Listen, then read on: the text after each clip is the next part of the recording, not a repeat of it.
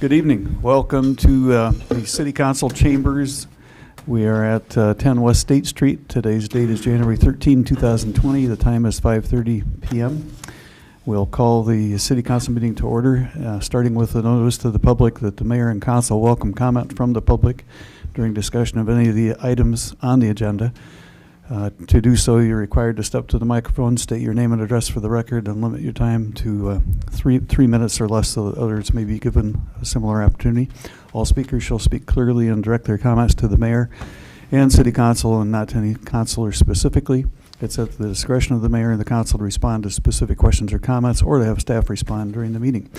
Would those who are able please rise for the Pledge of Allegiance? I pledge allegiance to the flag of the United States of America and to the republic for which it stands, one nation, under God, indivisible, with liberty and justice for all. Thank you. Madam Clerk, roll call, please. Cahill. Here. Gowdy. Here. Hoop. Here. Isom. Here. Martin. Here. Thompson. Here. Weirin. Here. Very good. We go on to item E, which is the Mayor, Council, and Administrator comments. I see Iowa Valley Leadership Class is listed under that category.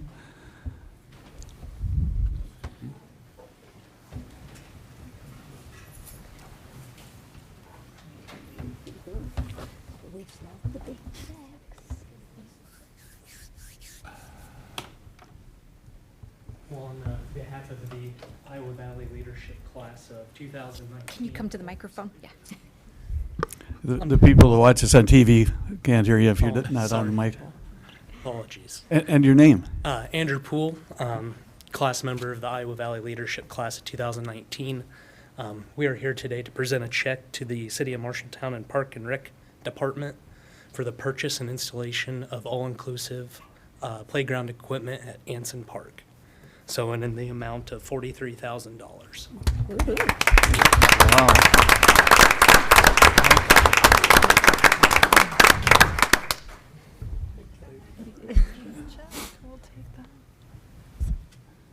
That's wonderful. Thank you so much. Jeff? Jeff Hubbard, Director of Parks and Rec. We're very excited to partner with Iowa Valley Leadership for this project. And if you've gone past before the snow came, the sidewalks were all in, the playground was installed, and we're hoping that this spring, once the grass greens up and everything, we'll have a kind of a rededication of all that equipment and kind of show off everything that makes that park great. Very good. Thank you. Thank you.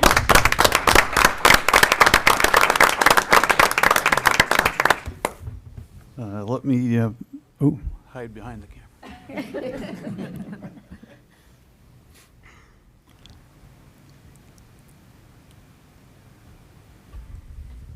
All right, thank you. Excellent.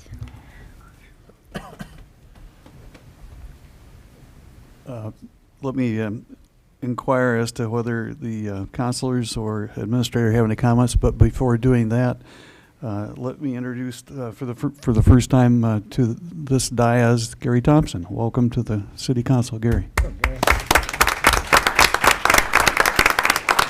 Thanks, Mr. Mayor, and for those of you that voted against me, if you didn't want me here, you didn't have to give me the flu, okay? I just would have stayed home otherwise, so I'm going to try and muscle through this tonight, so I'll do the best I can. But thank you. I'm humbled and honored to be here. Thank you.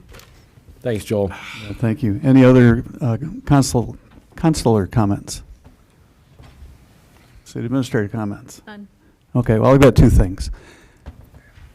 I've been feeding different people for what they've done around town, and last week, at the same day that I got a request from Iowa State University to nominate one of these two people for an award at Iowa State University, I heard on the news that the goal had been met for United Way. And so the two people that were co-chairs of that endeavor this last year were Dr. Theron Schutte, who's our school superintendent, and Dr. Denny Drager, who was our vet. both are in Rotary. Both have been very involved in other volunteer activities, and they set a really high goal to meet, and they met it. So, and both of their wives are very involved in community things too. So the shout out goes to them. And I'm a grandpa Yeah. as of last Monday. 7 pounds, 20.5 inches, and we're down to 2 names. So we're not sure what she's going to be called yet. But Mom and she were both healthy. Sharon was able to go out there and spend most of the last week. So they're trying to figure out a way to clear my schedule and get out to Big Sur. So those are my fun remarks tonight. Is there a motion to approve the consent agenda? So moved. Second. Very good. Roll call. Gowdy, Yes. Hoop, Yes. Isom, Yes. Martin, Yes. Thompson, Yes. Weirin, Yes. Cahill. Yes. And would you read those items, please? Yes, Your Honor. Approve the minutes of December 23rd in the bill list in the amount of $7,232,771.95. Receipt of civil service new hire list for water pollution control plant operator and mechanic. Appoint Alan Hoop to the Landfill Commission. Approve the August financial statement. Resolution approving an agreement for tobacco enforcement services with the Iowa Alcoholic Beverages Division. Resolution declaring certain property surplus and authorizing sale and disposal of a 1996 Dodge Ram, a 1996 one-ton F-350, and a 2004 three-quarter-ton Ford with plow. Resolution accepting quote and authorizing the purchase of a 2020 Ram for the water pollution control plant.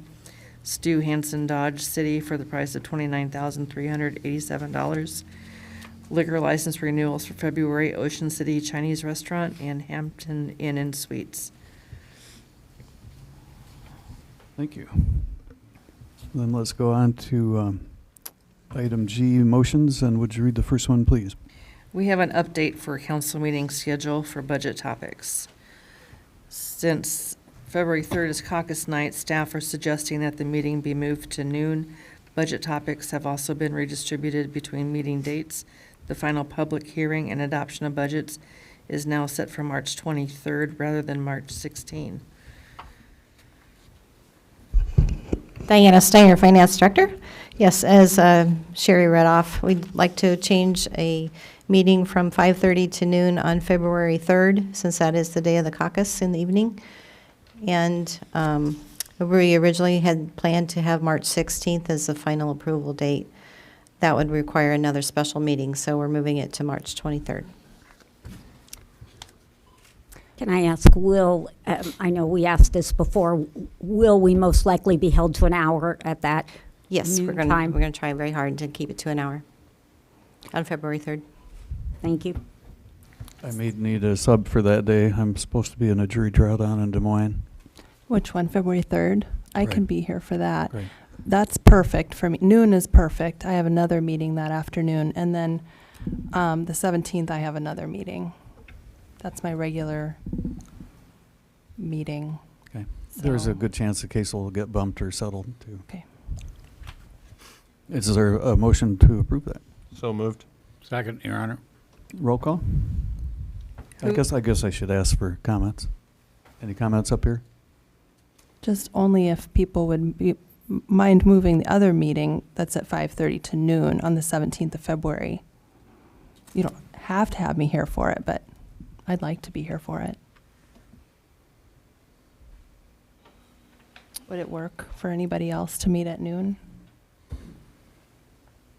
No objections here. Yeah. It could happen on my calendar. I'm open.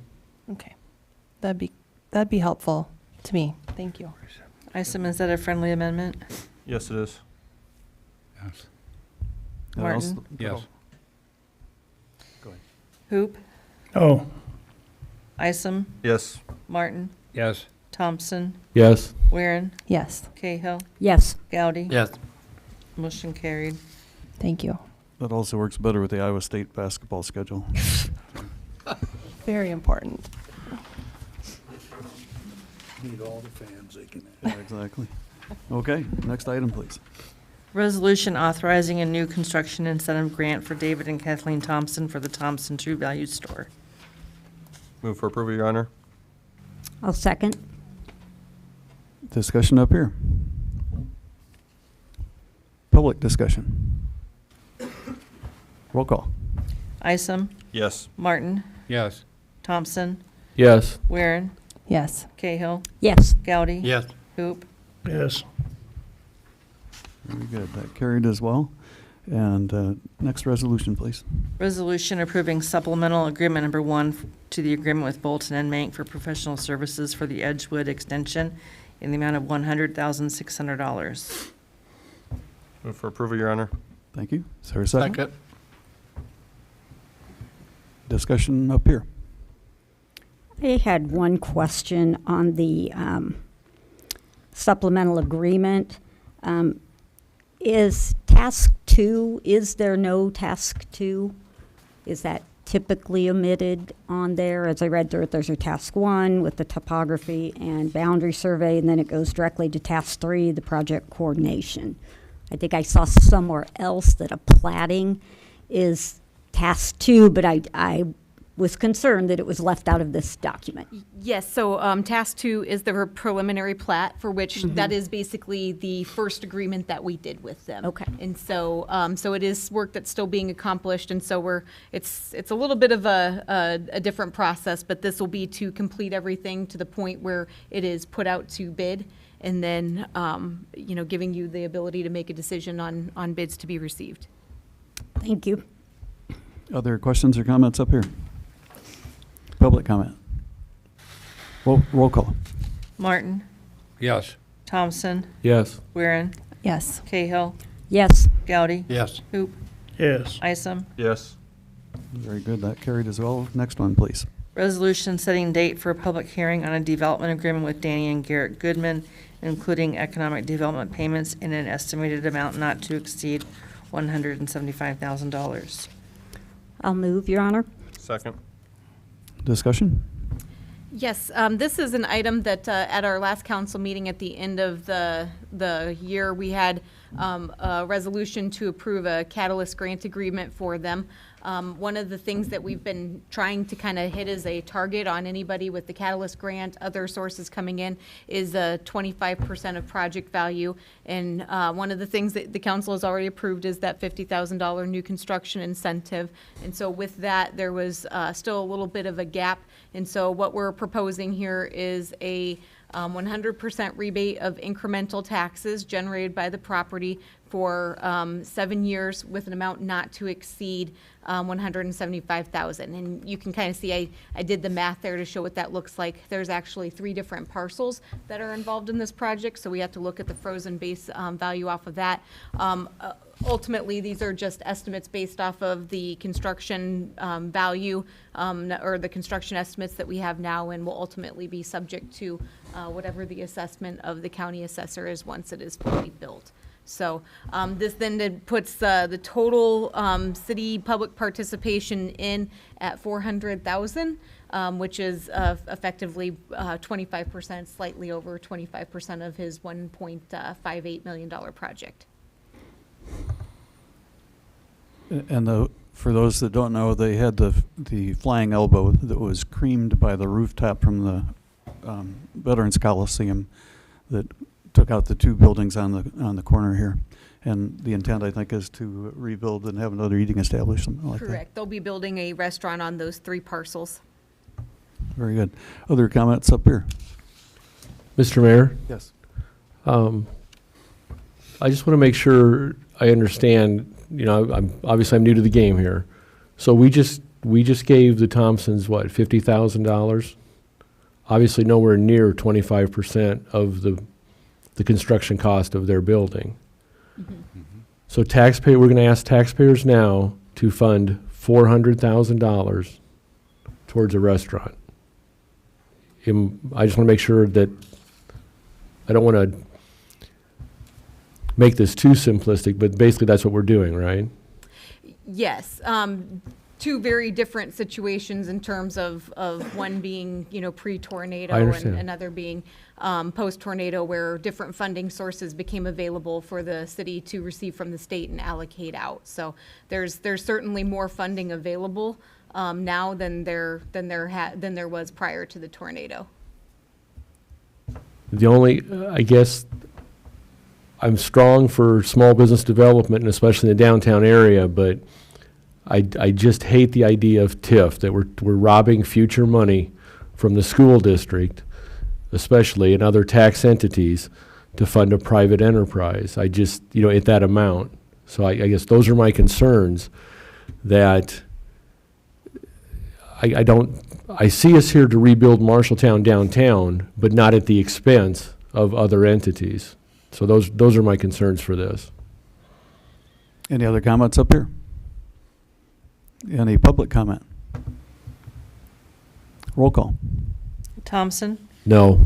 Weirin, Yes. Cahill, Yes. Gowdy. Yes. Hoop, Yes. Isom, Yes. Martin. Yes. Very good. That carried as well. If it seems like I'm speeding things up, I was here later than most of you, and I can tell you that the freezing rain is coming down right now as I walked in. Let's go to the next item, though, please. Resolution authorizing an application to the Iowa Economic Development Authority for a $500,000 loan from the Nuisance Abandoned Property Remediation Program for shared wall repair grants. So move, Your Honor. Second. Thank you. Discussion? Yes, this is an opportunity that came forward to us from the Iowa Economic Development Authority, that they have this fund, and they recommended that to address some of the issues that we are seeing in downtown and tornado recovery, to apply for a $500,000 forgivable loan. I should say $500,000 loan. We will be requesting that it be forgivable after 2 years. However, this would still require, if you say go forward and then we apply and are approved, it would still require the same process for any debt proceedings, where you're setting a public hearing and holding a public hearing before you can actually borrow any money. So this wouldn't be the last that you would hear of it if you would move forward. The state would not require us to do loans of any sort with the money, that we could make it a grant program, and ultimately you could see from the handout in the packet that we do have a number of projects that are not started and would likely be eligible under this new incentive, I guess, if we were to move forward. So it's really up to you at this point. As the Iowa Code states that as a city of our size, it's a 5-year loan with a 2% interest rate, but we would be applying for it to be forgivable. And ultimately, you would have the ability, if they say no, it won't be forgivable, you'd have the ability to come back and make a decision as to whether or not you want to proceed. But we're recommending proceeding with applying at this point. So you will know whether it's forgivable or not at the application point. After they have reviewed it and determined eligibility. Yep, An correct. immediate response before we would accept it. Before you would move Okay. do anything with setting public hearings or anything else, we would have an agreement and that they would be presenting us with to know that. Will there be a limit on the amount that goes to a specific project? Certainly, I think that's where we haven't really started putting thought to anything. The only thought we really put to how you administer these funds is that this is really doing the same thing as kind of the facade grant dollars, and that since there is an established committee that already reviews that with the Marshalltown Central Business District, it makes sense to keep them, to use their application form and keep using them to review applications. But we hadn't really put any thought to parameters or requirements. So we get to decide those things? We get to make the parameters for Yes. the grant? Mhm. Okay. Interesting. Sue, what was your concern if it wasn't forgivable? Would you still be for it or against it? I would still think we should look at it, yes, because I am pro rebuild the downtown if we can find some money at that is not directly out of our pockets, or if we're paying it back at a low rate, we should take advantage of that money. And I just wanted, as Jessica said, that we could look at it and decide, if someone else had more concerns, we could discuss it again if it was not a forgivable loan. But if there's free money out there, we need to go find it and to help the people in our community to rebuild. And again, some of these people maybe didn't have the damage themselves, but the shared wall becomes their problem right now. So again, if it's another way we can help rebuild our downtown, I'm all for it. The State Lions Club was in town last weekend at the college, and I invited them to look at the tornado damage. It's still pretty obvious, and we're getting a year and a half out from the tornado, and so at this time we need to start figuring out how to make the town look better. I'd like to offer for a minute, I share Councilor Hoop's concerns about the project direction and so on for one project for 5 or whatever, but it is a virtually no risk application. We find out the details in advance, and then we can proceed as this body sees fit. Other councilor comments or questions? Public comment.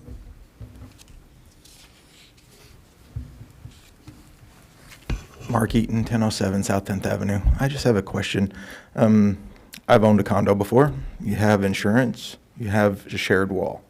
Your insurance covers 50%, their insurance covers 50%. So why are the insurance companies not taking care of these clients? Why are we having to fund it from the taxpayer? Now, if it's a forgivable loan, you know, whatever, it's free money. But I'm just asking a question. Other public comment? Let's vote. Weirin, Yes. Cahill, Yes. Gowdy, Yes. Hoop, Yes. Isom, Yes. Martin, Yes. Thompson. No. Very good. That one carried as well. Next item, please, when you get a chance. Resolution approving the amendment of the comprehensive plan of 2030, changing a parcel to medium-density residential. Move for approval. Second. Discussion? Michelle Sponheimer, Housing Community Development Director. This is related to a rezoning request that we actually have a first reading for later on in the agenda for property south of Washington Street, in between 9th Street and 12th Street. So there is a large parcel of land that has been used for farm ground most recently that went recently up for sale. We do have developer interest in the parcel. Originally in our comprehensive plan, we had identified this area as potential for light industry, mainly because adjacent to the east we have light industry in that area. Recognizing that this piece could have kind of gone in a number of different directions. We have commercial to the north, residential to the west. We didn't necessarily give an exorbitant amount of thought behind this at the given time, since there wasn't any immediate thought of redevelopment. But now with the property being available, we do have developers that have come forward looking to develop this for residential purposes. And so our planning commission has seen this request. We had a discussion on the rezoning request as well as amendment to the comprehensive plan, and did recommend approval to change that to a medium density residential. So that would correspond with the proposed zoning change as well. And so that would be compatible with the residential to the west. It makes oftentimes our medium density or higher density is a good buffer between commercial areas and lower density residential areas. So that is quite common. So we're proposing for this piece an amendment to the comprehensive plan to change us to medium density residential. And then that's just by resolution. And then the ordinance to rezone requires a 3 reading and public hearing, which we'll see later on your agenda. And our excellent planning and zoning commission was for this change. Yes, they did recommend approval.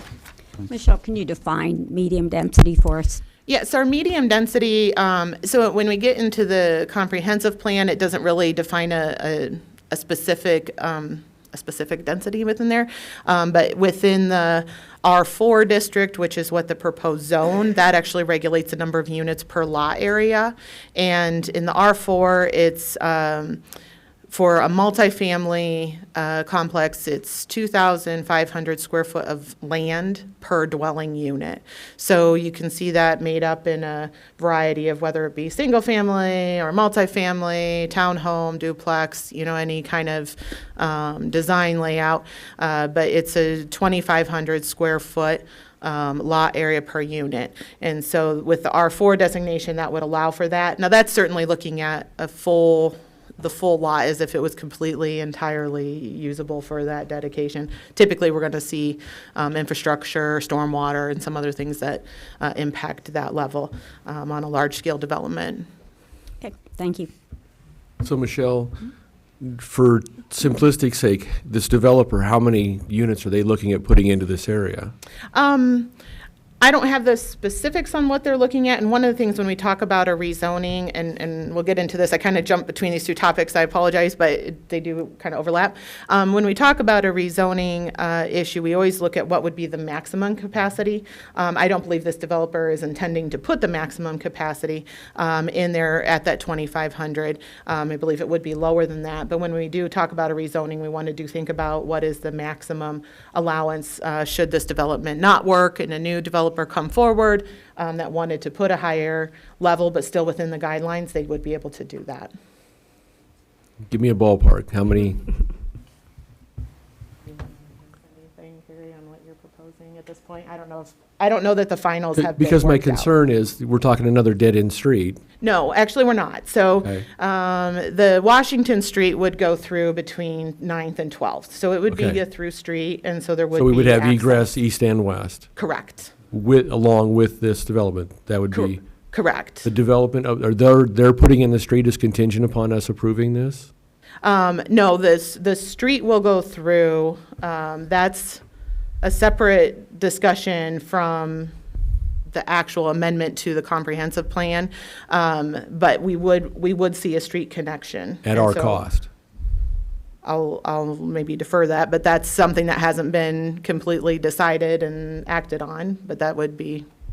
Yeah, that's a future discussion, but ultimately, they are willing to dedicate us the right-of-way that they would own basically as part of their project to make that happen.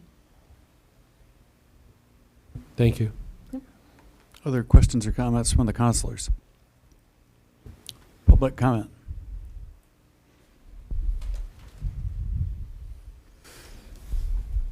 Mark Eaton, 1007 South 10th Avenue. As far as I know, private property owner owns the lot, which would allow Washington Street to go through at 9th.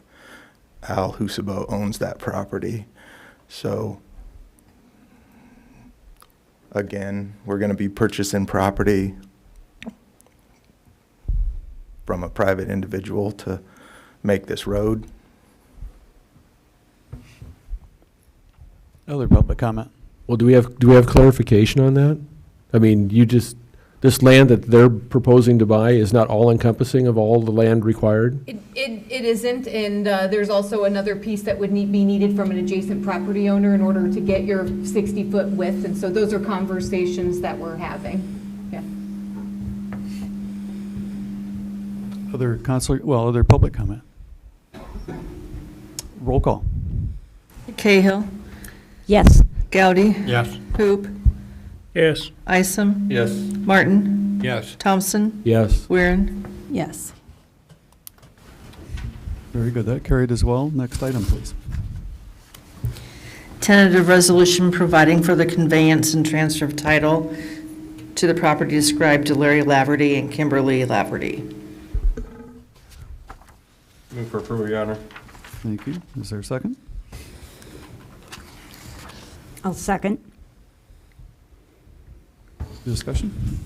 Yeah, to remind you of this one, this is, we were approached by the Lavertys to purchase some property adjacent to a lot that they have purchased that they're going to be building a new residence on. They paid for the survey to get the exact sort of parcel details, and the proposed purchase price is $6,000 for that parcel B. Any questions by the councilors? Can you give a description of where this is located at?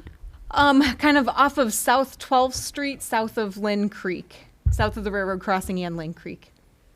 Thank you. Abutting a Judge, right next to Judge Park. Mhm. Why were we holding the land? Was it part of Judge Park? I don't know the entire history on it, but the city did acquire it at some point from, I think, a construction company that had sold it to us. And so the Lavertys approached us. We went through the process of determining if there was any restriction for it related to Parks and Rec, and ultimately it was determined that there wouldn't be. So I don't know the answer to why we have it. And that's a long answer from a long time ago. Yeah, I was just curious. Thank you. Other councilor comments or questions? Public comment? Let's vote on this one. Gowdy, Yes. Hoop, Yes. Isom, Yes. Martin, Yes. Thompson, Yes. Weirin, Yes. Cahill. Yes. Thank you. That carried as well. So item number 7. Resolution approving an amendment to the Glenwood Park PUD for Merle Hibbs West subdivision, final master plan. Move for approval, Your Honor. Second. Discussion? Michelle Sponheimer, Housing Community Development Director again. Once again, we have two items here that relate to each other, and this one they're right after each other since they both are resolutions. We have a planned unit development, which is a zoning classification, planned unit development zoning classification. We have, by short, PUD, all over the community in different areas. The PUD allows us, when they are developed, to set specific guidelines related to setbacks, lot density, design, uses, landscaping, all those number of different qualities when we're looking at a development overall. The Glenwood Park PUD is one that has been in establishment for, decades, and it encompasses a large amount of area going all the way to 12th Street and over, in part, I think, all the way to 2nd Street. So it's actually quite an extensive PUD. This is a small portion of that overall area, which is being sold for development. The specifics of the area that we are talking about include on the south side of West Merle Hibbs, just adjacent to the west of the existing townhomes that are just north of the pond, if you're familiar with those. And so there is a proposed development to continue to have townhome development on that south side, an additional what would be 8 units, 4 buildings on that. And so as part of the PUD process, we haven't had one of these for a while, so I'll just kind of overview. We have the concept plan, that is our starting place, which rezones the area to the PUD designation. We have a preliminary master plan, and then a final master plan when we're kind of getting to that final development stage, phase by phase. And so that's really, where we see this. And when we have a large PUD like this, we often see it in phases, and we'll see it as an amendment to that final master plan for that latest phase. So before you have a resolution amending the PUD portion of the zoning classification, just to really finalize some of those details. The uses, the density, that is not really changing from what was originally in concept. It's just kind of laying out some of those details about what is being proposed to be developed, and within the packet there was more information about the building design and floor plans and elevation views that were included. And so the first step that we have here is amending that final master plan for the PUD for this section. Michelle, I noted several paragraphs on the floodplain issue. I knew that exists. How is that going to be remedied, and how is that addressed? Right, and I'll certainly defer here to Mr. Trotsky if he has any additional comments. But as my understanding is that there is some separation of tracts of land, which include the floodplain area. Those will still be connected to the adjoining owner who is building on the lot to the north. But the separation of that allows for that to not be in the buildable area and be separated, which addresses flood insurance. So it won't be built upon. Only the building lot would be where the structure is. That would then not be in the flood area, as opposed to going through and doing some amendment to the FEMA mapping for floodplains. It allows that separation for insurance. So it doesn't have an impact for any of our development in terms of what would be built on or not, because we won't allow those separate parcels to be built on or sold off separately. They'll remain in ownership with the adjoining property owner who built to the north. Thank you. Other questions or comments up here? Do they have a target price for these units? Because I'm just thinking the ones across the pond, they don't look the same. The pictures don't. So I just didn't know if they were comparable or. I'll turn this one over to the developer. Thanks. Tanner Blum, Grimes, Iowa. Target price is $229 per unit. Okay. Are there any other comments or questions by the councilors? If not, open to public comment. I'm Jack Harkness, 915 West Merle Hibbs Boulevard. 915 West Merle Hibbs Boulevard is the village cooperative of Marshalltown. It's owned by 50 residents of active seniors. We are across the street from this proposed project. Their west north-south line lines up with our east north-south line, so we're pretty close. We are here to support this project. We hope, and I don't know if there's been any changes made since we met with the developer and their representative, but we are very, very hopeful that they will incorporate a homeowners association in with their marketing of these properties. And we'll be watching that closely, but we're happy to see a relatively low density residential project there, and we wish them well. Thank you, Jay. Thanks for all the years of service you did on the Planning and Zoning Commission as well. Other public comment?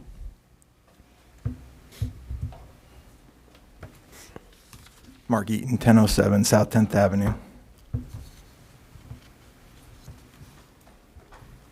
So the property that you just sold for $6,000 to the Laffertys, that is 100% in a floodplain, and they are not asking for any special dispensation for platting or You're anything out of order like that. because you're not germane. We've already finished that topic, so we're on a new one. I'm talking about this topic, so you can give me some leeway, please. So what we're asking for is to replat this into some separate lots to build a house on versus part that doesn't get built on, which is in a floodplain. And the whole point of replatting this is to save the owners money. Other owners of property in floodplains within Marshalltown are able to bear the burdens of these insurance costs. And in doing so, you have to measure setbacks across other plats in order to make the setback valid based on our building codes. So I'm not against the project at all. There's processes for getting this ground out of a floodplain. They can apply to the DNR to do that. And right now, they're only building, according to their memo, on lots 1 and 2, which have no floodplain issues. So they have time to explore getting this out of a floodplain. And I'm not against the project at all. I'm against the special dispensation for this property owner to ignore floodplain regulations from the EPA and the DNR. Any other public comment? Roll call. Hoop, Yes. Isom, Yes. Martin, Yes. Thompson, Yes.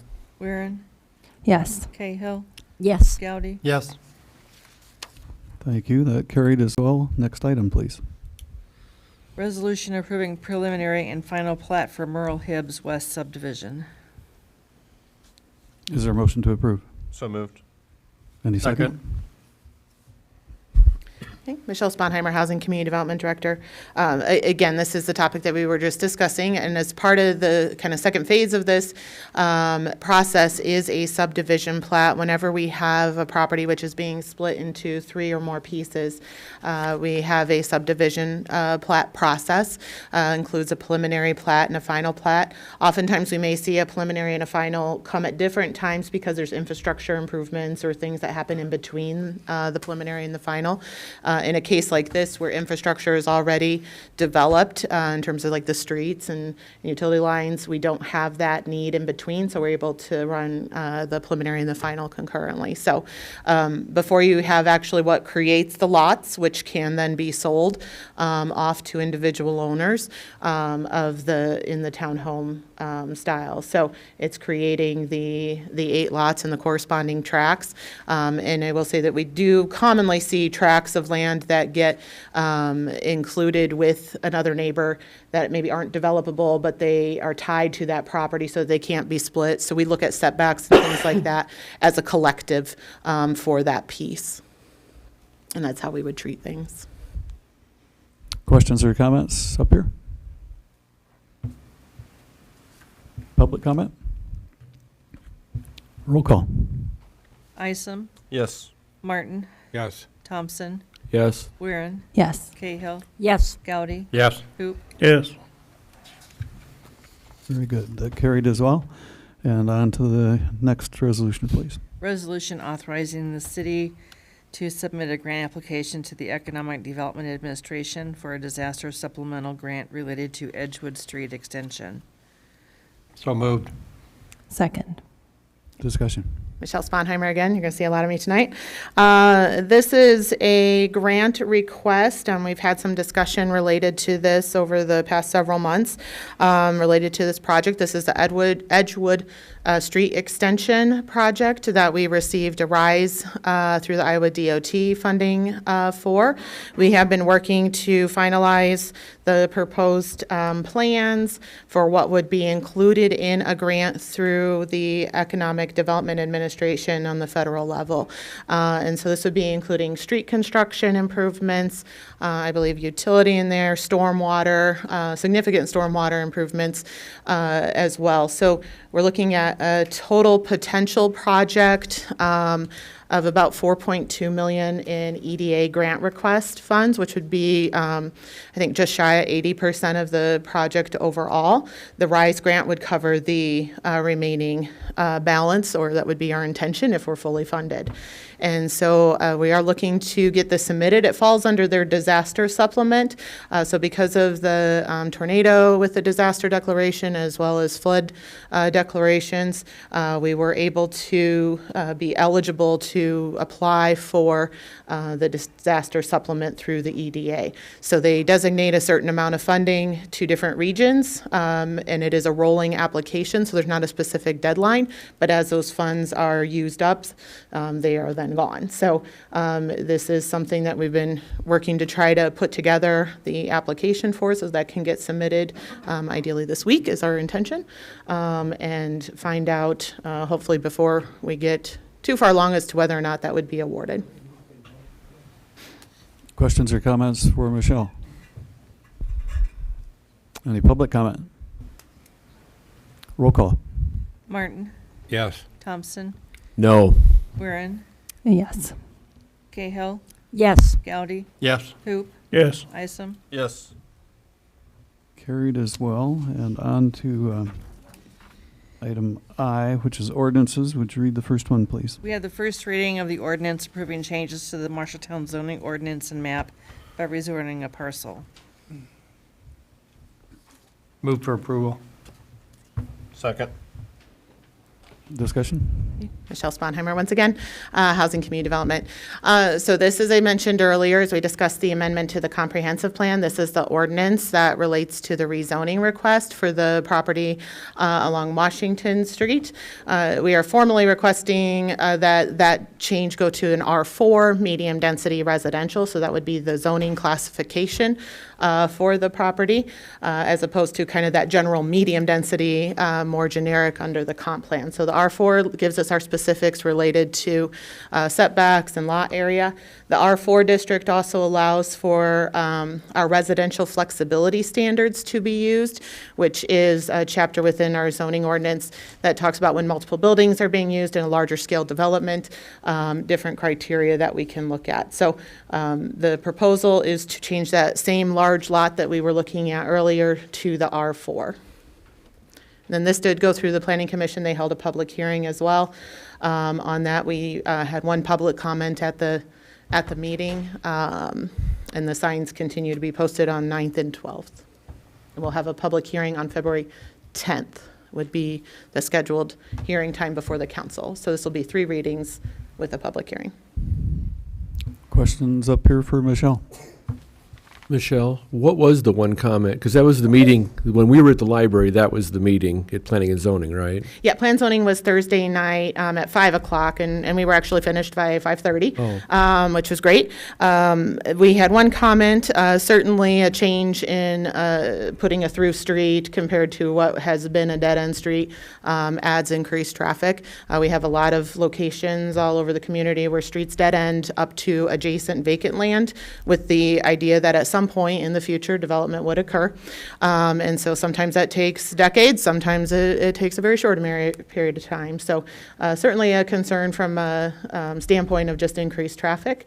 I believe the property owner was able to talk and communicate with the developer as well, so to understand. But the commission did say, you know, that is something that with any development and vacant land, there is that potential. And this is the developer here? Yes. Have you talked to the other residents on Washington Street there?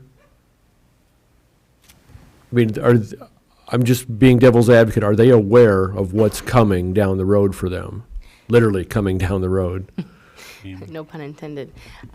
Michelle has sent a letter to 200 feet, or how does that work? We haven't sent any. Oh, no. We just posted. Oh, posted the signs. Okay, no, I'm sorry. The posted signs is all that they've received. I did talk to the one angry neighbor that came to the meeting, and by the time that we had discussed it at the end of the meeting, I think she was okay and understood the process. Simply spoken, really, these roads are intended to be through streets. I think that's the intention on multiple different streets here in town. Are there any other questions? No, thank you. I guess I'm just curious, like what type, can you just go into what type of structure or structures these may be again?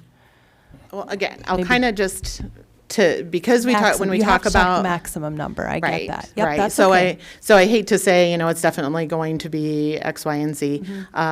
You know, so I suspect we'll see some combination, you know, whether it's 2-family or 3-family structures, you know, as a proposal, but we could see a multi-unit, you know, larger scale development, especially if a different developer came to the table and if you know, their plans don't work out. So when we're talking about the rezoning, I try to separate out what might be being proposed for this specific, because we do need to think about that larger piece. Right. And you're thinking that with the neighborhood, this still fits in, and this could have gone either way in the comprehensive plan. It just fell on the light industry side, and now Right. it's back in the residential side. Yeah, I think the medium density residential to me still feels like that is a good transition between some of our lower density residential up into our industrial or more commercial uses. So that's a common practice when zoning, when we're talking about, you know, that transitioning process from a lower density residential to a higher and then into commercial. So certainly had it developed into industrial property instead, which was certainly an option, you know, we would have potentially seen a very high demand of traffic in that way as well. Thanks. Any other public comment? Let's call the roll. Thompson, Yes. Weirin, Yes. Cahill, Yes. Gowdy, Yes. Hoop, Yes. Isom, Yes. Martin. Yes. Very good. That carried as well. We've had 2 housing studies done for Marshalltown, and we know we have a significant housing shortage. We invite all the developers that we can to town, so thank you for coming. Okay, we're on to the discussion items. The first one being the speed limit on South 12th Street. Yes, I'm going to pull up my memo here, so my handy little hand drawing kind of shows what we're talking about here. South 12th Street runs between Westwood Drive and Iowa Avenue, and there's actually 3 different speed limits that are set in that small stretch of roadway there. On the north side, it's 35 miles an hour. Then it gets to a point where it's city and county borders abutting against each other, and it goes to 45 miles an hour. And then once it gets to Prairie Lane, that's where it's back to residential and 25 miles an hour. And so there is a petition that was submitted in your packet. When we looked at this, staff agreed there didn't seem to be a reason for that 45-mile-an-hour zone that is listed in Chapter 76 of our Code of Ordinances and as a specific speed limit set for that area. So if this would be something you would want to change to 35, we would need to go through a process of amending our ordinances. Any questions or discussion? I'm in favor of it.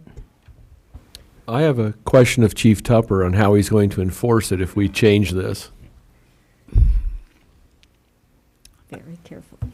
I think enforcement is always a tricky issue. We're not hiring another police officer for this change or anything. It's something that we struggle with in other areas of the city.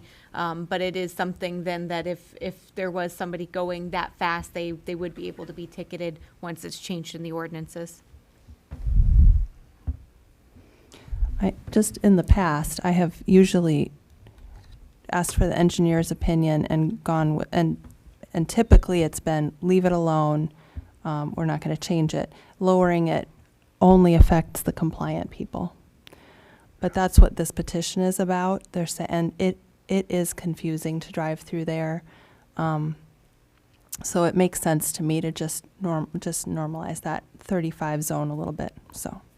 And I agree with that, Bethany.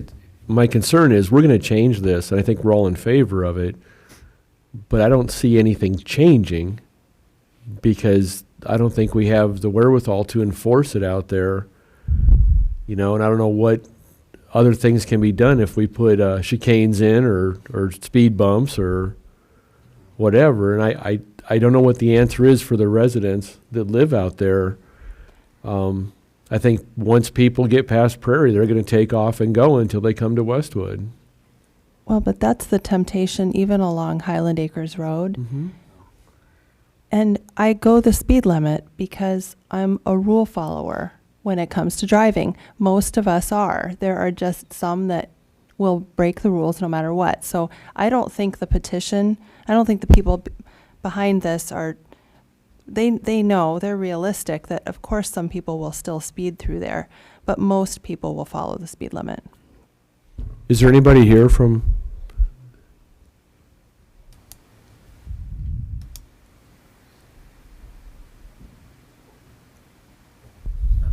Mike Marioski, South 12th Street.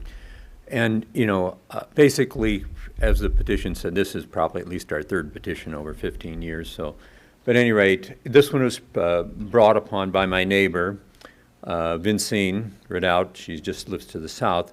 And basically, first address, we don't expect that probably the police are going to be out there any more than they are now.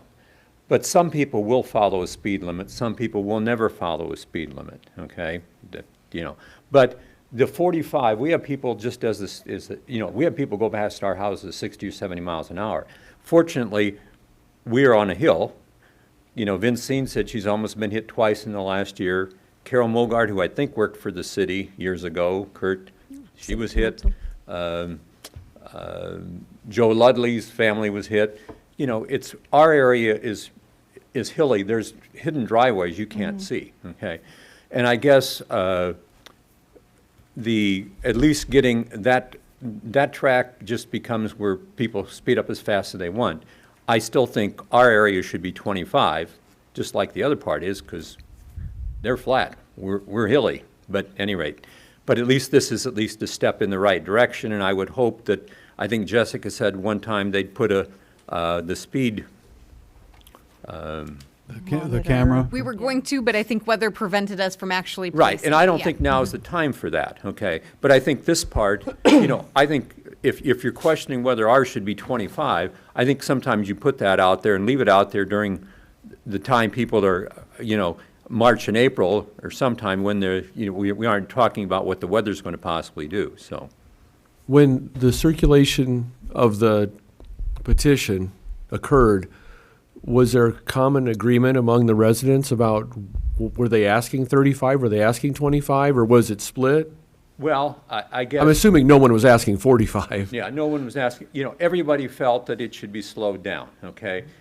I wrote the petition in conjunction with, 3 of the neighbors, because I had written the other one, okay? And nobody disagreed with any of it. Certainly the people closer to Westwood, it affects them less, but they were all in favor of it because they see the same problem, obviously. So, there wasn't. You guys didn't come to a consensus. You want it slower than the 45. Yeah, I guess, the consensus was everybody had a chance to read the petition, make any changes. Nobody wanted any changes. Everybody signed it, so. Thank you. Thank you. Thank you. Any other discussion? I agree that for consistency basis, having 3 speed limits in that short area seems ridiculous. I think that we ought to make it more consistent. And my question is, I assume it would remain 25 on south of Prairie Lane? Correct. Is that correct? So that would not be changed. It would just, what we're asking is to go 35 from Prairie Lane north to Westwood. Correct. Okay. I would think that's a step in the right direction if I nothing like else. that idea, Sue. Is there a consensus that we should tell staff to move this forward? Yep. I concur. Seeing everybody nodding their heads yes, so let's do that. Good discussion. And thanks to the neighbors for not letting us die. Okay, next one, strategic plan update.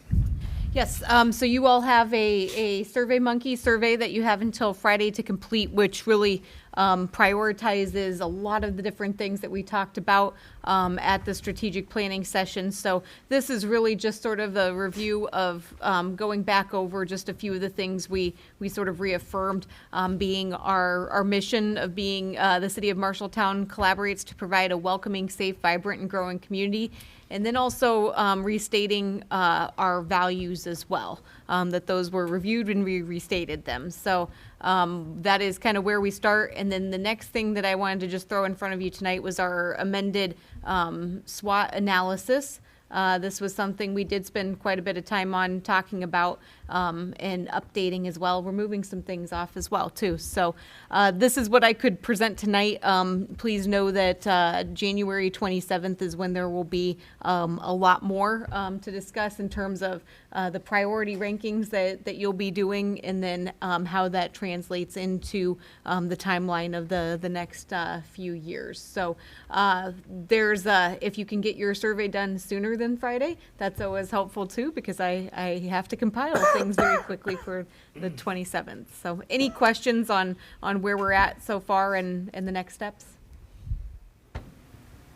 I have to admit, I think I've missed the survey in my inbox. I can resend it to you. Yeah, if you don't mind, thanks. Okay, if there's no other comment up here or out there, let's go on to the last discussion item, the capital improvement plan. Yes, so Diana and I are going to kind of tag team this one. We didn't really rehearse ahead of time either, so I'm not sure how this will go. But this is traditionally the first budget topic is always the first draft of the capital improvement plan. And so do you want me to pull up the sources and uses of funds? Yes. Oh, okay. Okay. Make it a little bigger. Okay, so yes, part of the budget process is we are required to provide a 5-year capital improvement plan. So the first column of numbers is this current fiscal year. Again, we've done this last year, the year before that. So things get tweaked. So it is a little bit different than what we submitted a year ago, what we thought fiscal year 20 would be. And then we put in fiscal year 21 through 24. So I'm kind of go through the report and kind of talk about it. Fund 030, the CIP fund. So the revenue sources for this come through the property tax levy. So for fiscal year 21, our taxable property tax is $904 million. So you divide that by 1,000 and you multiply it times 67.5 cents. So that is our levy for our property tax. So that comes out to $610,000. So between the $610,000, we split part of it here, the $503,619, and the other remaining amount is going to be in Fund 032. So Fund 030 is mostly used for equipment, vehicles, parks, etc. So you can see what we're planning to do with it. We are wanting to request $15,000 to replace the council chamber tables in here. $18,000 for banners, wayfinding signage, and special event trailer. A lot of these things are reoccurring every year, such as under information technology. We replace a certain amount of staff computers every year just because they're aging out. And then we have servers that we also replace every year, so that's nothing new. A change for this fiscal year is that we do need to update our telephone system that we purchased several years ago. So we put in $10,000 for that. And then we need to update our Microsoft Office licenses. So we put $12,000 in for this year and next year.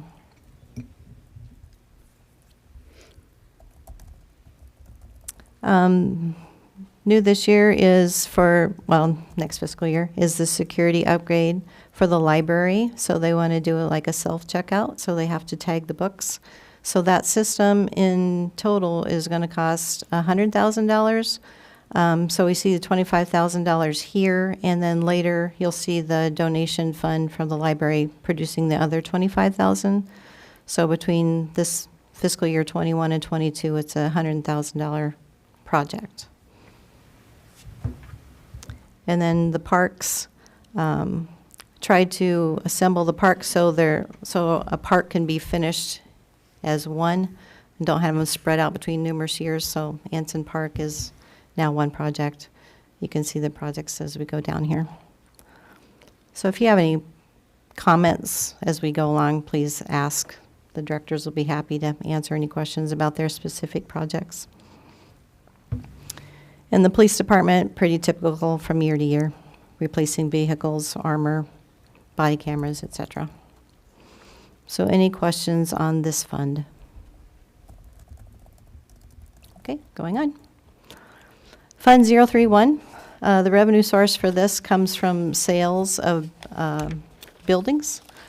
So we put $80,000 in there just as a placeholder for the sale of the fire department building. So there are some projects we want to tackle next year. Doorway approach and steps with heated pads into the Carnegie building, and also a new security system. We also want to replace some windows, replace the east door, and do some building system improvements. And then the library is asking for a library emergency generator in fiscal year 22. Are there any questions on that fund? Just curious, is the Carnegie side, is that, you're talking about the angled steps there at the corner, correct? I wasn't sure if those were the most used So we're most used looking at a entrance? few things. There's some issues there with water seepage, which has caused a lot of interior damage down in the basement area. So something has to happen with them. But ultimately, as we look at security as well, we do have, you'll see the 24,000 in there under City Hall system improvements. We do have an agreement that's been presented to us. We have not signed it yet with an architect to review a lot of these issues. Can we close that off to the public and still maintain it as a point of egress in the building? Do we need to maintain it as a point of egress? What can we do? So we know that there's a water issue that needs to be resolved, but we would like to do something to eliminate that as an access point into the building, just because it is, it's one of four basically where you can get in. So so that's something that we're looking at in total. So it's not completely planned out, but it is a project that's been in there for 3 or 4 years now. So we're just kind of moving it along until we can figure out what really needs to be done and what should be done, and with that entrance in the way of security. Okay, moving on to Fund 032. This is also funded by our property tax levy. So we have our $107,000 that I referred to before. And as discussed back in October when we were talking about what we needed to bond, we talked about bonding for the fire trucks. So there are 2 fire trucks here. And we also included the revenues for any possible trade-ins we would potentially receive. Any questions on that fund? Okay, moving on. So Fund 110, road use tax money. We do get money for road use tax based on our census. So in fiscal year 21, they're projecting $128 per citizen for our census. So that comes out to about $3.5 million in road use tax. We do spend other things out of there. So we fund the Public Works Department staff salaries.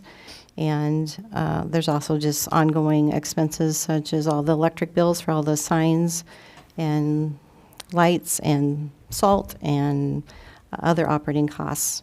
So what's left over we use for roads and bridges and sidewalks, snow equipment, etc. Diana? Sure. Side question here. Speaking of the census, when is the census finalized to change our eligibility? Fiscal year 22. 22, okay. I wanted to ask Diane the difference in that amount for fiscal year 21 versus every other year. There's a significant, it's much larger. Can you help explain that? Yeah, to me? I'll take that one. So basically, we do have some fund balance there. I think it was about $6 million as of the end of this last fiscal year, and so we're looking to use that to address some issues. So as you scroll down, you'll see like one of the first projects that we have there is repaying our our 3 payments to the Iowa DOT for the median and sidewalk and street work that was our responsibility for Highway 14. So that's kind of a big project that is, a short-term thing. And then as you go down further into the public works area, you can see that there's quite a few different things there. With the East Merle Hibbs Phase 1 extension, when we talked to you about borrowing the $4 million, we said there's some other parts of that project that can be paid for from other funds. So this is your sidewalks and things like that coming out of this. The other project that we've talked just a little bit about, but it's one that we do have funding for here in this fiscal year with some partial funding from the FEMA and Iowa State Homeland Security and Emergency Management, is a mill and overlay of streets with the tornado impact that are really focused kind of in the northeast area. One of the things that we're able to do with that is use road use tax to do new sidewalks and curb and gutter. I don't think it'll be 100% new throughout. We'll reuse where condition allows us to reuse, but that caused that to kind of be a big project. And so then you can kind of see kind of where we're at on sort of those regular things. The other thing I did put in there too, which is a discussion that we can have when we get to the bonding point about downtown streets and sidewalks. You know, is there a project that we want to do there and keep in this fund? Same with some downtown alley improvements. Our intention was looking at what's really surrounding the Coliseum, knowing we're going to have a new electrical service ran to the Coliseum, which is going to be taking up part of that east-west alley. There's also the north-south alley out here that's not in the greatest condition. And do we start, you know, combining some resources from other areas to really help sort of, you know, really finish a project and not leave incomplete parts? And then the other big project, which I'm still trying to confirm a number, we try to do the best we can for this first draft, but we've been working with Alliant Energy on sort of a downtown streetlight replacement project. And so the city is not going to buy the streetlights. The city would be responsible for the underground conduit to connect them. And so they were supposed to have a meeting where they get me a better number, and I reminded them that I'd like that before we you know, come to a better conclusion here as to whether 250,000 is the best number. So we're still working on that one, but you can see that there's some really big projects that take up some other areas. And then when you get into the equipment for streets, there's $1 million worth of needs that Rick has identified where we didn't get a chance to go through those and determine if those can be moved into other fiscal years to try and reduce that need for all that fund balance in that first year. So this truly is a working draft. This is certainly not final by any means, but we want to do the best we can to not create a huge hit in 1 year, but we do have the fund balance there to sustain that hit. Okay, Fund 121, the local option sales tax. So this money was left over from prior years before the referendum to change the allocation. So we're just spending this down. Once it's gone, there won't be any more money coming in for that particular purpose. The police grants. The next few sheets are just small grants that the police department get. Just comes in and out for specific equipment needs. The library gift fund, again, I told you about the $25,000 that will be partnered with Fund 030 for the library security upgrade. Again, seized assets, small amount. The Rise Street grant, $1.6 million coming in, and then the Edgewood extension, about 1.6 going out. And so this one looks really weird in this format, only because we're kind of showing it to be weird, where we're showing that there was a portion that was for Edgewood that was coming out of local option sales tax and road use tax. The way this would look financially is it really that entire project would come out of Fund 311 here that we're showing you. But ultimately, we wanted to identify those funding sources for the funds that they were coming out of. So it is definitely more than a $1.6 million project, but we've identified those other funding sources with the funds that they belong to.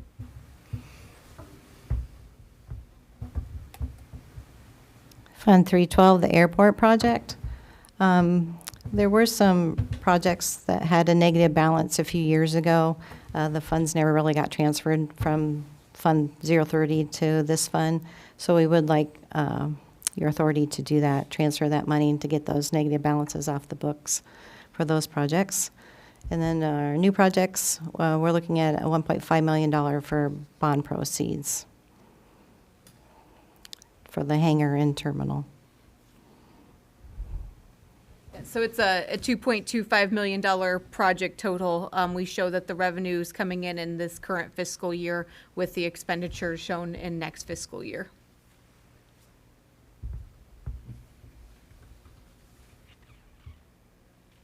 Just a little bit of money left over in the Fund 350, the street program. So we're just going to spend that down this current fiscal year. Fund 353 capital projects. This is where we are putting in the library. So our funding sources is going to be donations from the library and some bonding. And then here's the library addition, $1.6 million. And then we're putting some parks projects in here as well. So this is a fund that we just sort of created and planned it to use it for the purposes of having the discussion about what is it that we truly have out there as future project needs and future needs where departments have already said, there's no way that I can probably fit this within the resources that I have. And so we'll talk more about each of these projects in a little bit when we get to the debt capacity project workbook. But we wanted to show you what those look like here. And as I had mentioned at the end of the library meeting the other night, that I was going to put this in the capital improvement plan with the city borrowing $500,000. That is the project cost that was presented the other night. And so that was where that 1.175 million came from of other contributions coming in if you made it look that way. We'll have further discussion on this as soon as we get through this document. Fund 354, the Police and Fire Building. Again, this is, we brought in $2.8 million fund balance from the prior fiscal year, and it just shows that being spent. Dangerous and dilapidated building, Fund 355. Estimating approximately $35,000 could be transferred from the general fund for landfill fees that were collected but didn't have an expenditure going towards them. So, and then have our outgoing expenditures for the removal of those buildings.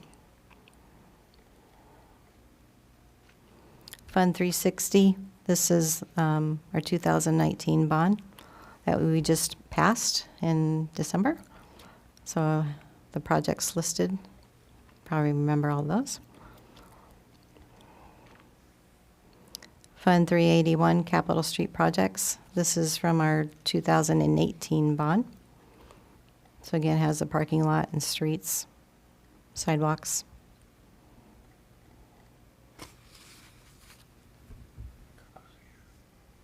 Coliseum renovation. You want to take this one, Jessica?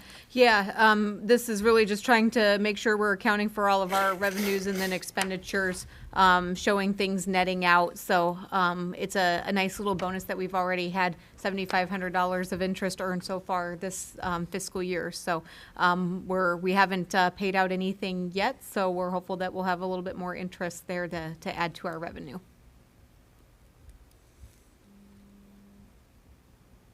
And TIF number 4, just a transfer of Coliseum. Yeah, that was the money for the GTG to do the plans and specifications. Ultimately, they did come in under what the contract was signed for, so we have some leftover money there that we'll be probably transferring back to the TIF fund.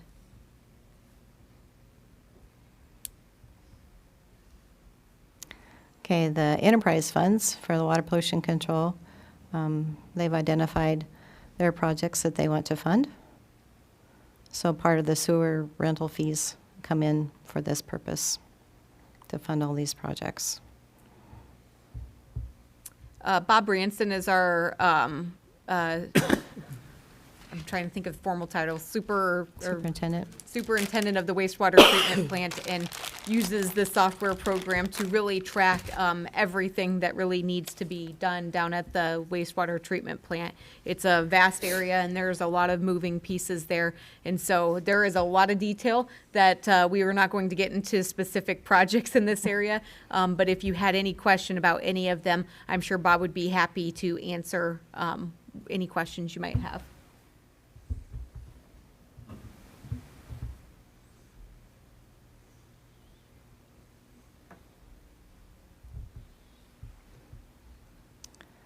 Fund 616, sanitary sewer, very similar to water pollution control. Well, this is our state revolving fund revenue stream that we closed on last July. So we're going to do the manhole and point repair project, which is well underway. And then the East Merle Hibbs extension for next fiscal year.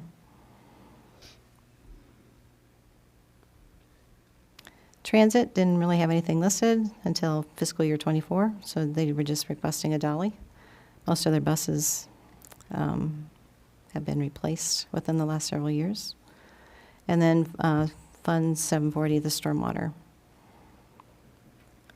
This is probably going to be a revenue bond for $2.6 million. We can't do a revenue bond on sorry, it, general but we'll obligation talk bond. about that one in the big picture. That's the Fourth and Meadow Lane project that we had that conversation about back in September, October. And so we do have that one programmed in for borrowing for that project in fiscal year 21. So are there any questions on this particular document? So again, this is the first draft. We will be bringing it back next time as well. So the thing that, in our conversation with our last borrowing that you all asked for, and rightly so, was, what's the big picture here? And so we figured out a way how to use our software to help kind of tell the big picture. So Diana submitted to Spear Financial, who is our financial advisor, the new valuations figures that we had for fiscal year 21 that we're building this budget off of, to go ahead and look at what is that 5% legal debt capacity figure that we're looking at for this next fiscal year, as well as into the future as well, and do some projections with a 3% annual growth rate. And so you can see kind of in this area right here, the black number is what the 5% legal debt capacity is, and the red is what the 60% debt capacity is.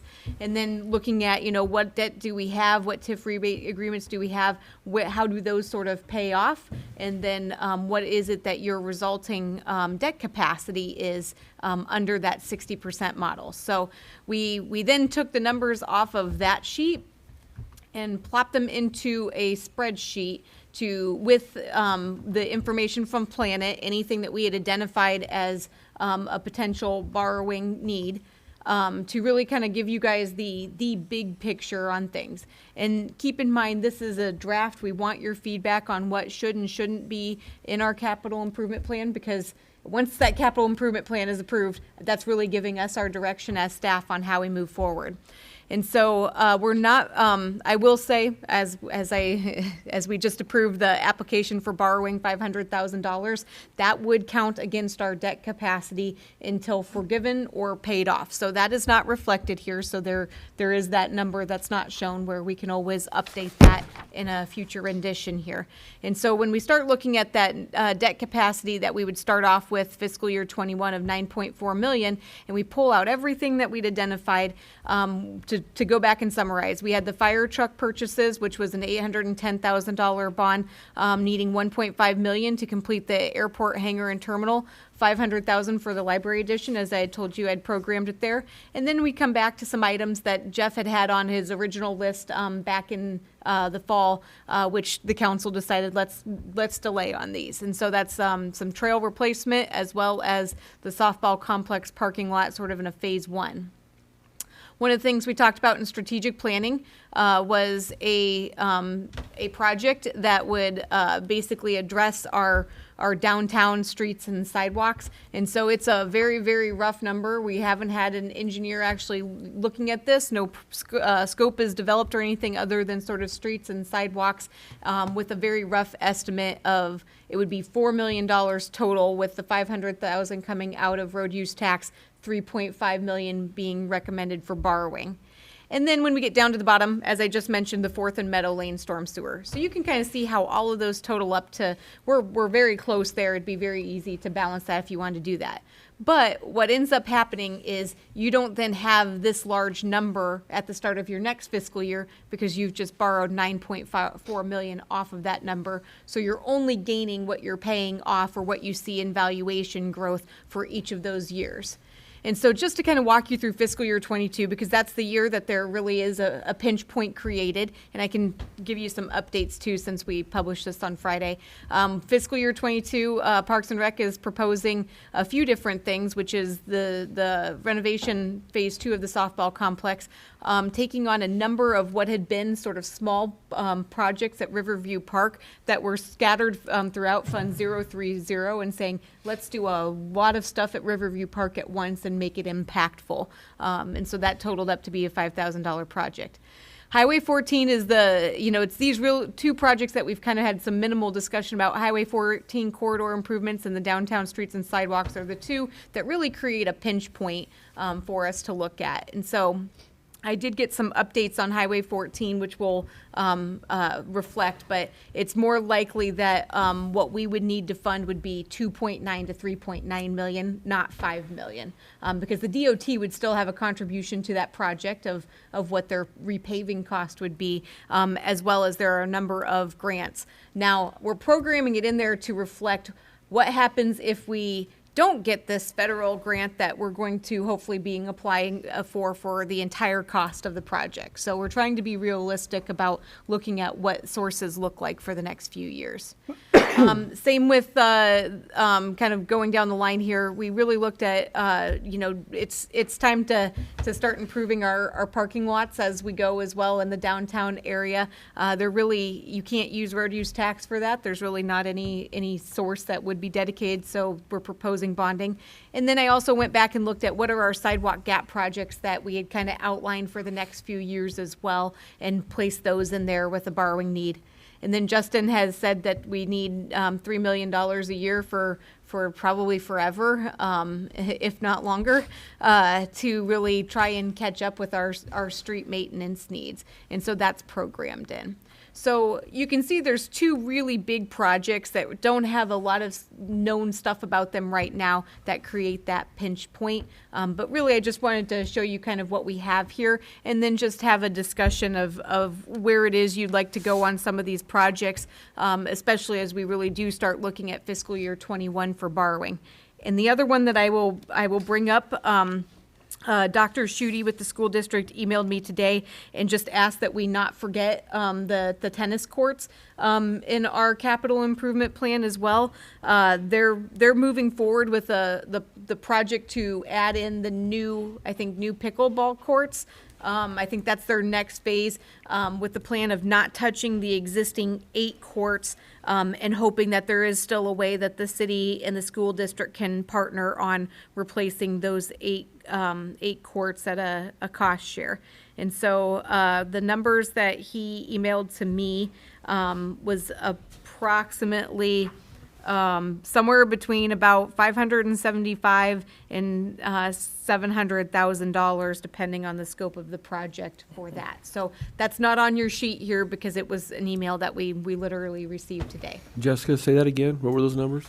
Between $575,000 and $700,000 for reconstructing the 8 existing courts, plus reconstructing the 8 existing courts into 6 new courts, plus restroom / entrance and storage building. That's the low end. And if the lighting is to be added to a parking lot off of 2nd Street, that's where you get onto the high end of upwards of $700,000. That's total cost. That would be the city's cost. Oh, that's the city's cost. Yes. He's asking to look at that again. Yes. Okay. That's a third of the project, right? Correct. I was going to say, actually, it looks more like a little bit of half the project at this point. And I can put this into our Planet form and add some information to it and email it out to you all so you have an idea of what it is, since you don't have the same information in front of you. Can I have a clarification on that? Are the tennis courts, I've been told that they are considered a city park. I mean, it's not whether it's a city park, but it's a joint project. Is that correct? There is an agreement going back to when they were constructed, and I think I think it was, at the time they were constructed, it was a 50-50 project between the school district and the city. We don't view it as a city park. We do not insure it. We have no maintenance responsibilities there. The agreement post-construction had been anytime maintenance was needed, that it would be a 50-50 cost split between the school district and the city as well. But that is, we've just contributed funds to it. We haven't done any. Is that a written agreement? Yes, there is a written agreement with for any that. expiration, or it was terms of the agreement a from very, very long time ago, when typewriters were still 74, in I use. think. So, yeah, Bethany has it. we can pull that It's one. just and a send it to you. resolution. There's no end date. I would say, if nothing else, when we have that conversation, we just should discuss amending that agreement as is, determining our long-term direction for our share in that project. Well, if I remember right too, more of it was about scheduling city tournaments versus, school tournaments. We just didn't want to put money into it and then not be allowed to use the courts. I think that was more of the gist of why there was an agreement originally. 28 years ago.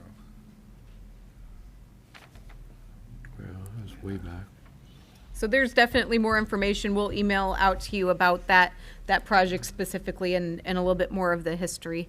And so, but as we kind of go through and look at the preliminary FY 2021 column, is there anything that stands out that you want further discussion on with where we're at right now and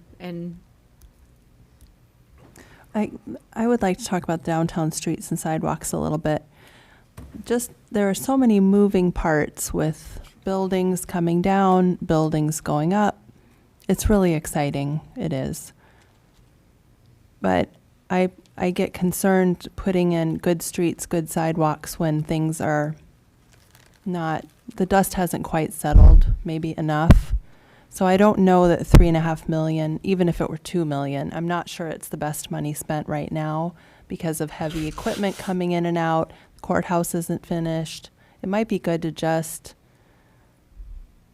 maybe we put in $500,000 or something for like immediate repairs that we could actually tackle. I don't know. Is Justin here today? Yeah, there he is. What do you think, Mr. Nickel?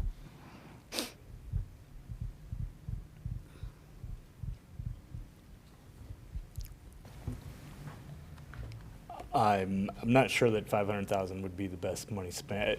I can totally understand your concerns, so it would be maybe better to hold off in the schedule.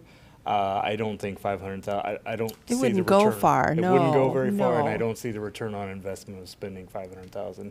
I was just thinking if we had to spend any money, we would have it available, but we might not. It might not be the right time to spend any of it. Is there a suggestion, do it all at once or don't do any? I think for cost savings, with having a contractor come in, mobilize, come here, bring an asphalt plant somewhere close, or pay the fees to have asphalt transported here, it would be best spent to do it all at once. What's your personal feeling about, do you do it before downtown's rebuilt, or you do it during downtown rebuild? Do you do it before, after? I can see the concern that maybe 2021 might be a little too early. At the same time, fiscal year 21 starts in 5 months and some days, and it doesn't end for 17 months and some days. So whether you wanted to plan on doing that in the summer of 2021 would still be the fiscal year 2021. There's a lot of dynamics to it that certainly could be talked through and hashed through, but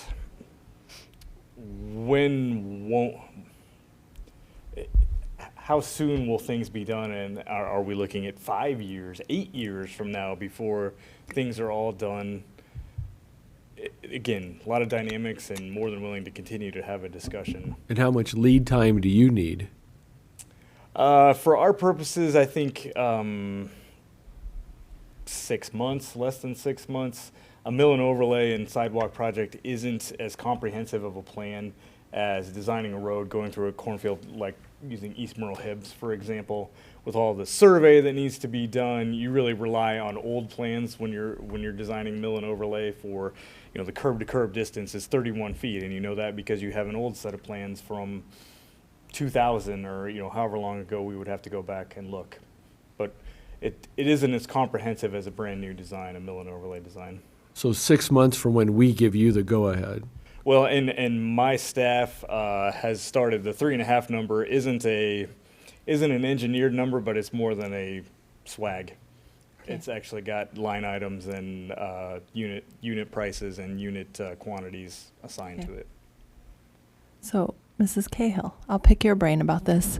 So, for downtown business owners, it's nice to have these things rebuilt around the business. It also means lanes will be shut down, sidewalks will be closed for a time period. So that's really hard on business owners. Parking lots are important. I see them coming up next year. Parking lots are important, so people are safe in the parking lots, and there are plenty of spaces, and, you know, we've got parking issues downtown too, so. What are you hearing? You know, I don't know that I have a good answer on that for you. I think that people, you know, we do have people who are currently shut down for other reasons, that whether it's the walls that are shared walls, it is a big project to try and get put back together. Our downtown plan, I mean, is any of this in with any of our downtown plan that we ask our businesses to contribute with the sidewalks if they're redoing facade, if they're redoing other things, or is that all city? So under our ordinance, I believe that they're improving the value of the property by more than 50%. The property owner is responsible for putting in new sidewalks. That would be brand new sidewalks, not maintenance of existing sidewalks. Right. And so realistically, that's probably going to be achieved by some of the new projects that we have going in. It's going to be a look at each one. Ultimately, this figure didn't have any owner contribution. Okay. I think what our concern is we don't want the patchwork effect. And that's really kind of the path that we're headed down right now, is the patchwork effect, where some properties might have to put in new sidewalks if it's a brand new construction. I mean, using the example of Garrett Goodman's property across the street, he'll probably have to put in new sidewalks as a result of that. But then you end up with, if you don't address everything else, what do you have? And so we certainly, I think when we talked about this at the strategic planning level, it was very conceptual, saying we don't really have a scope. I guess if maybe a different way to think about this would be, is there a dollar amount that you would want us to start working on a scope with? That would be within fiscal year 21, thinking of a 2021 construction season.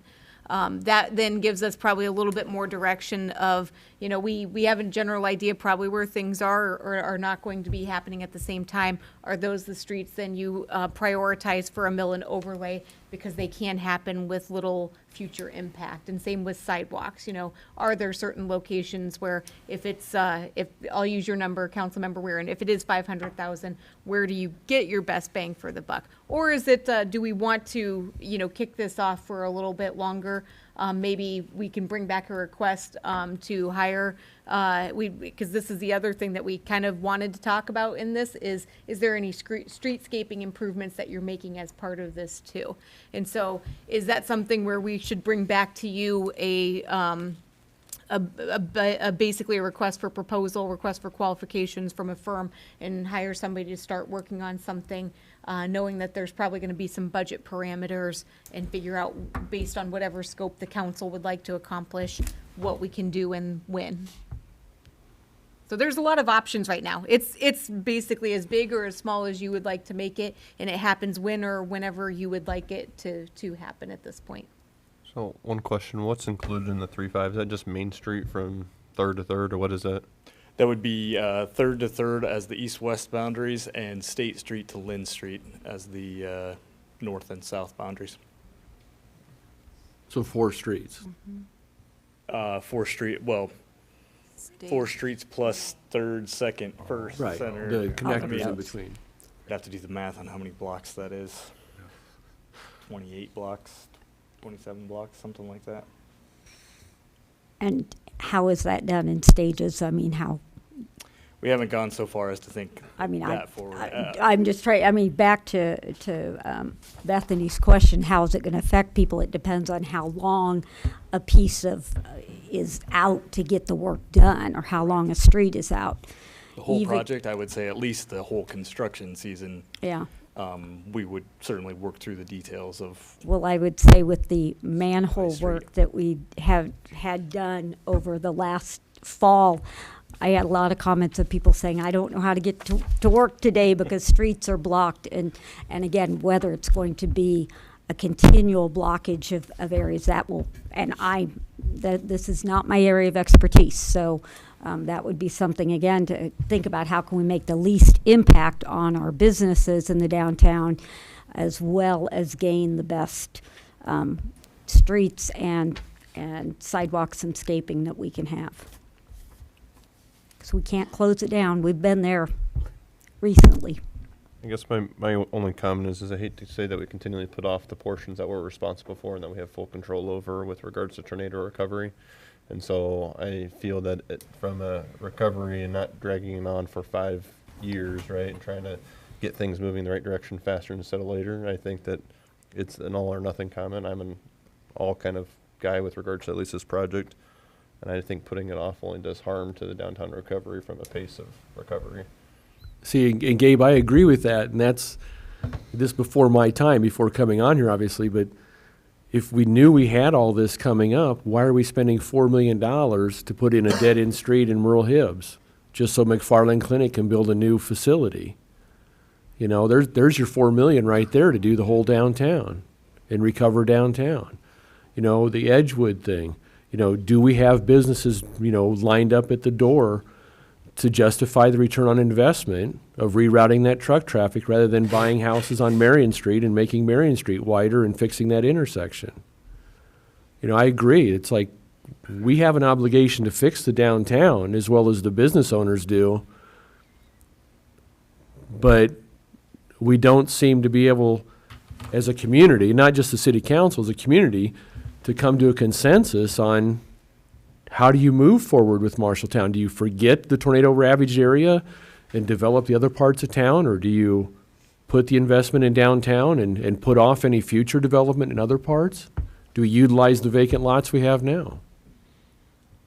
Oh. And I don't know what the answer is unless we stop Merle Hibbs and pull that $4 million back in and use it for downtown. Well, we have other resources we're putting into the downtown. It's not like we are finding ways to fund projects downtown. I just know that when we close Center Street Bridge, I start hearing from business owners on the other side of the bridge, the south side of the bridge, because we're basically putting them out of business. That's what it feels like to them. Their customers aren't coming because they can't get there, and it's a big deal. And that's what I'm concerned with the downtown. What it would feel to me, this is just, my impression is that I would feel like I was kicked when I was down. If you shut down my street, if I shut down your street, Justin, and you couldn't have any, you know, your customers decided to not bother finding another way to get to you, you know? At least adding to that, a mill and overlay would be a shorter term. Now, you're absolutely correct. There would still be an impact, but a mill and overlay could be on the order of days or maybe a week. Not quite so long, but totally point taken. Anything sidewalk related, though, I mean, you're talking about needing to close down storefronts for extended amounts of time to be able to do things. And so it's one of the necessary evils of having good sidewalks is that, you know, that's definitely part of it. So and I know they'll love it when it's in. So what part of this is street versus sidewalk approximately? We can send out the list and break it down a little further for you. I don't have it right in front of me. Ballpark, 60% street? Yeah, I want to say something on the order of 70. about $2 million for asphalt and about 1.5 for the sidewalks. Mm-hmm. Curb and gutter, you know, all of the other things that aren't asphalt related. And the $2 million is the milling and the actual laying of the asphalt. And so there'd still be curb and gutter work that we need to do in the mill and overlay if you were to get the scope narrowed down to just that point. So, but we can get that information out to you and, you know, have that discussion then at our next meeting about this project and how that looks on this long-term debt capacity schedule. Is it a situation where you could do the streets this year and the sidewalks another year? That, to me, I almost brought that up a couple minutes ago. That might make the most sense of an asphalt contractor versus a concrete contractor, Mm-hmm. where you could simply look at splitting it between sidewalks and between the mill and overlay.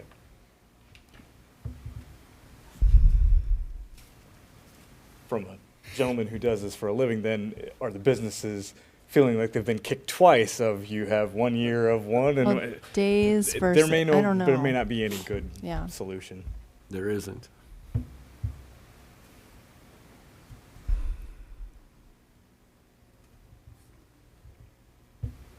Were there any other comments on what we had proposed for borrowing in fiscal year '21? The only clarification I had was the 4th and Meadow Lane. That's just the addition to the High Street project that we did. That's Correct. That that's would be the second phase. continuation from 4th and Ingledew, south to 4th and Meadow Lane, and then some branches going to the east. Okay.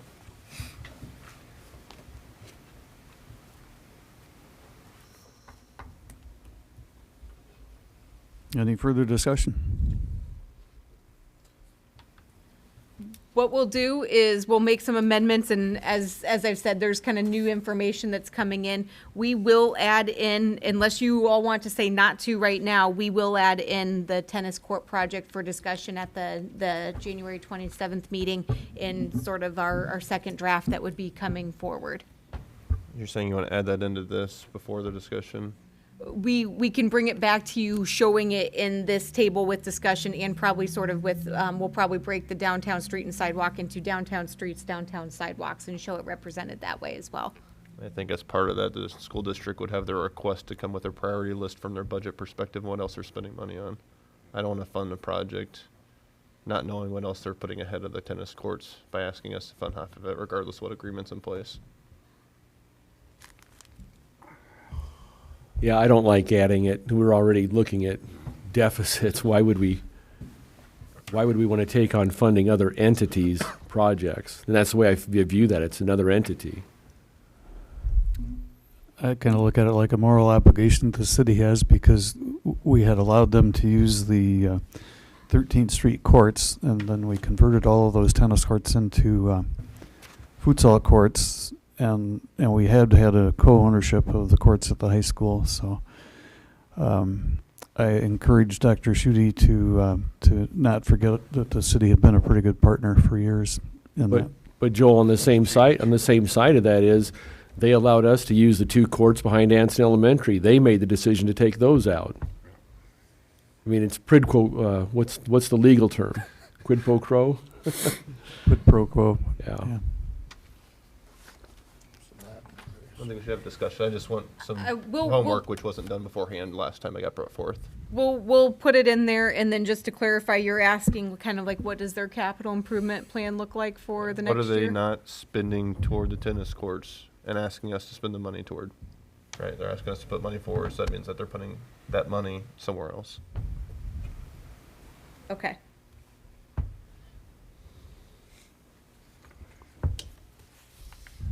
I like that, Gabe. Okay. Yeah, so we'll come back with our next draft. We probably will try and email some things out to you here, just that were other questions related to the tennis court and a few other things before January 27th, so that it is fresh in your mind. And as you do, I realize that we gave you a lot of information in terms of, that sources and fund summary, but then the project detail is 300 pages, that as you had more time to digest and go through things, or things are, questioning that you look up the detail tomorrow, please do reach out so that we can answer as many questions as possible. As I said, this is not a mistake-free document at this point, too. It's still a draft, so we certainly want to make any corrections that we can prior to our next meeting. Okay, thank you. We are at that point where we can invite public comment, and I have to read again the proviso that members of the public may make comments on any item that was not on the agenda during this time. The speaker shall approach the microphone, state name and address. Comments limited to 3 minutes unless authorized longer than that by me. The speaker shall direct comments to the mayor and council as a whole. The mayor and councilors shall not engage in discussion or debate on items raised by members of the public, and no action may be taken on such items in order to comply with the open meetings laws. The microphone is open.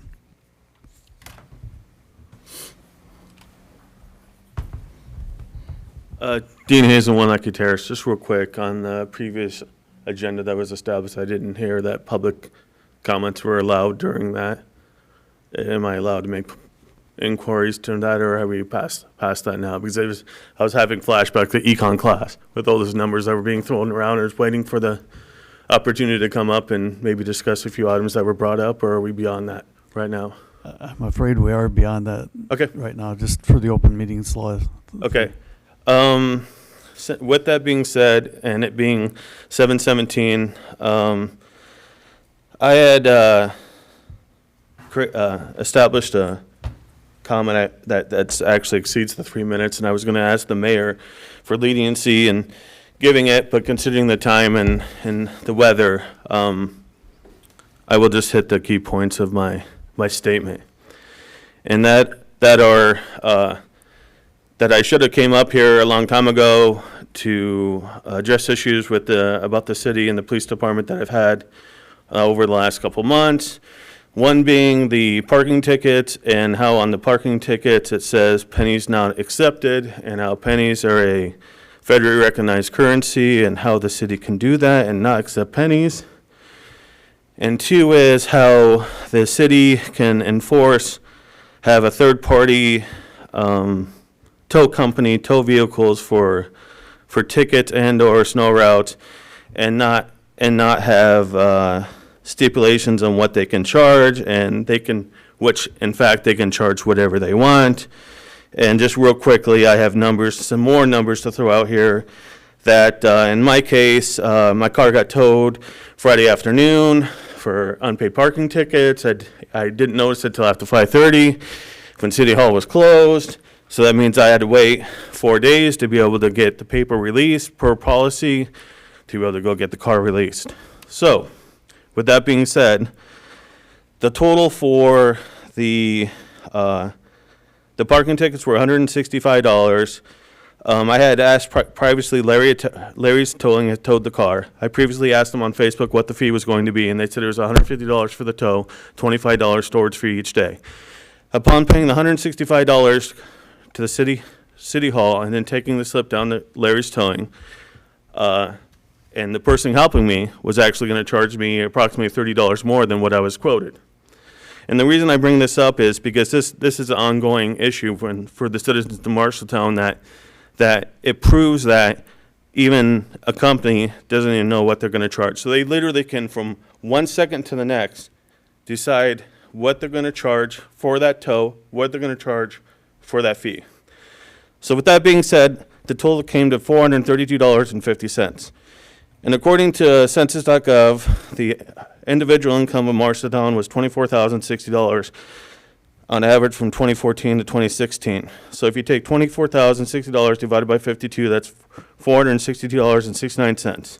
So after you establish for tax holdings and everything like that, the average person wouldn't be able to afford that bill. And if they could not afford that bill, it would just keep incurring whatever rate they decide arbitrarily to put every day on that tow. We have a closed session tonight too, and you've exceeded the 3 minutes by about a minute, so Okay. please wrap it up. Okay, no, I just want to bring those two topics to the council's, why pennies, why that's on there, and also why towing is not set at a specific rate. Thank you very much. Thank you. Other public comment?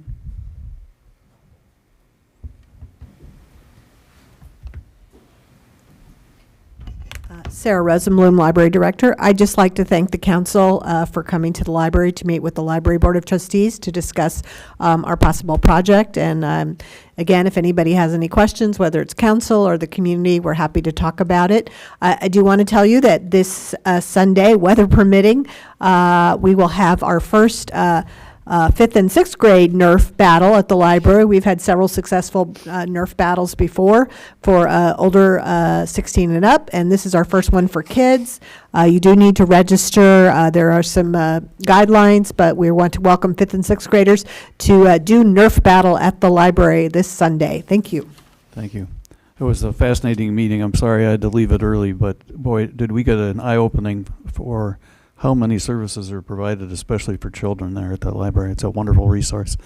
And I wanted to comment too, today's Crime Stoppers meeting, we learned that we've now solved a burglary because it was caught on camera. And so that's become a very useful tool for the police and the sheriff's office.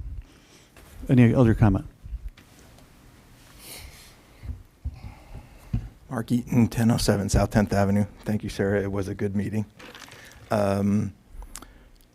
maybe we could have Rebuild Marshalltown come up and give a report to see what we're doing with the Rebuild Marshalltown Fund, to see how that could help, because it's available to the city and some of these common wall issues. Second topic, there's a house on Campbell Drive, west side, north of the Willows, adjacent to it.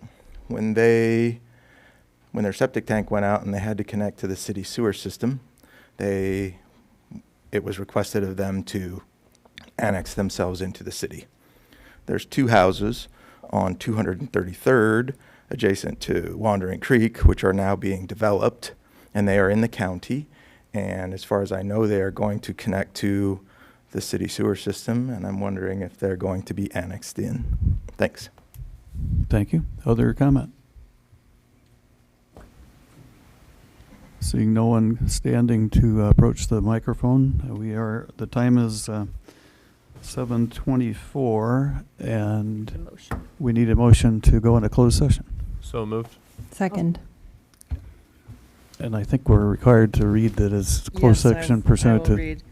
Closed session pursuant to section 21.5 subsection 1 paragraph J of the Code of Iowa to discuss the purchase or sale of particular real estate only where premature disclosure could be reasonably expected to increase the price the governmental body would have to pay for that property or reduce the price the governmental body would receive for that property. The city of Marshalltown has a attorney-client relationship with attorney Roger Shell, appointed as city attorney on May 5th, 2014 by council resolution, and with Lynch Dallas PC by Who was council that guy? resolution approved May 8th, 2017. Hope we're talking to it. And there may be a council action by motion following the closed session if directed by the city's attorney.